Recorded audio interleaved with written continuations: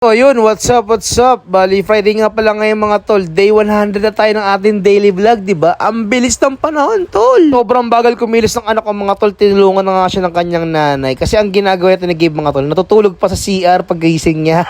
Kaya sabi ko sa kanya, bilis-bilis mo na kasi malalate na naman tayo. So ayan, nagpabango muna at syempre nagpaalam sa kanyang mami, diba? At kasi pag Friday mga tol, tamang relax lang kami. Kaso nagmamadali kami ngayon dahil syempre baka malita naman kami. So ayos lang mga tol, good vibes lang tayo ngayong araw, tamang relax lang tayo. So umabot pa rin kami mga tol, hindi naman kami late. Pagkahatid ko nga kay Kuya Gabe sa school mga tol, pag uwi ko ng bahay, kumain pala ulit ako ng pandesal. Ang palaman naman ngayon mga tol is yung cheese pati may mayonnaise. Ito yung ginagawa ng asawa kayo ng umaga. So syempre, samahan natin ng kape, masarap partner sa pandesal, di ba? Kauwi ko nga pala mga tol, nagpatimpla nga pala ng milk si Gabi dahil medyo masama yung pakiramdam mga tol. Nagkaroon siya ng sugat sa noo. Kawawa naman yung bunsong babae ko mga tol dahil sobrang kulit niya, tumama yung ulo niya doon sa may kanto ng upuan. Ayan mga tol, nilalambing ko lang para medyo gumaan yung pakiramdam. So ayan, nilalambing din pala ng kanyang nanay. Tapos sige rin pala, tulog pa't ginigising ko na. So parang nananaginip pa siya, kaya bumangon siya ulit mga tol at biglang natulog ulit, di ba?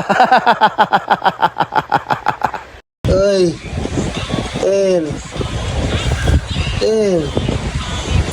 Kanina inaantok lang pero ngayon ang dami ng energy, 'di ba? So kumain pala siya ng cake kaya pala ganun mga tol, ang daming energy ng batang makulit.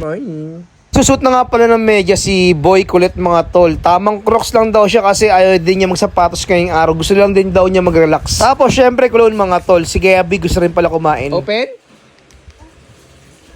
Kaya ayan mga tol, inasikaso ko muna pala yung bunsong anak ko. Gito lang naman ginagawa namin araw-araw mga tol. Tamang food trip lang sa umaga. Tapos tamang video, di ba? Kasi yung noon niya medyo lumilit na yung sugat. Sana mawala na, di ba? Ayan, sabi ko, Gito, magpaalam ka na sa kapatid mo at aalis na tayo. Tara, let's go! Ka-start nga niya ng motor, medyo pumalya kaya nagulat siya. Pero okay lang mga tol, nakaalis naman din kami ng bahay. At yan, sinasala na nga rin pala yung gate. Ingin ng mga manok, di ba? So ayan mga tol, paalis na rin pala kami ng bahay dito. Kakatuwa to si Gito mga tol. Alam mo pag tinatapat ko na yung camera sa kanya, alam niya na yung gagawin niya eh. Yung tipong sanay tumingin sa camera mga tol, parang may may future na mag-artista.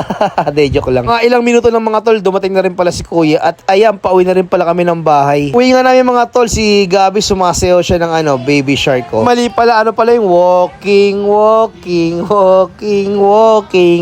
hop, hop, hop, hop, hop. Running. Kasama ko sa anak ko mga tol, kabisado ko na yung mga nursery rhymes na pinapanood niya diba? So ayos din naman mga tol yung bonding moments namin. Si Kuya bumili ng food trip namin ngayong tanghalian. Sige, tara, let's go. So mga tol, lumabas na rin pala si Mr. Fried Chicken at uuwi na rin pala kami ng bahay. Sabi ko ba? Paano? Tatapusin ko na nga pala tong video namin tapos magpapaalam na nga pala ako. See you ulit next week. Bye-bye. Nyarap!